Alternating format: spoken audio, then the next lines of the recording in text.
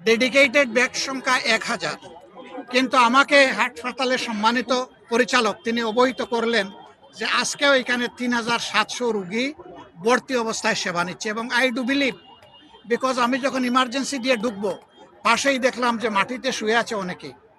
এরপরে দেখলাম কারো পায়ে ব্যান্ডেজ, কারো হাতে ব্যান্ডেজ, কারো মাথায় ব্যান্ডেজ। আমি প্রথমেই ধাক্কা খেলাম এখানে। এরপরে যখন হসপিটালের ভিতরে ঢুকলাম, তিল ধারণের ঠাঁই নাই। হসপিটালের বারান্দাগুলা রুগী এবং তার রোগী, তারপরে ডাক্তার, চিকিৎসক, এখানে আরও যারা আছেন তাদের হাঁটার চলার জন্য, কিন্তু কোনো একটা বারান্দা ওখানে ফ্রি নাই। সমস্ত বারান্দাগুলোকে দুইটা দুইটা বেড, এইদিকে একটা এইদিকে একটা, কোনো সুরত চিপাচিপি করে হাঁটতে হয়। এটা প্রমাণ করে যে আমরা আমাদের স্বাস্থ্য সেবায় জনগণের উপরে আমরা সুবিচার করছি না।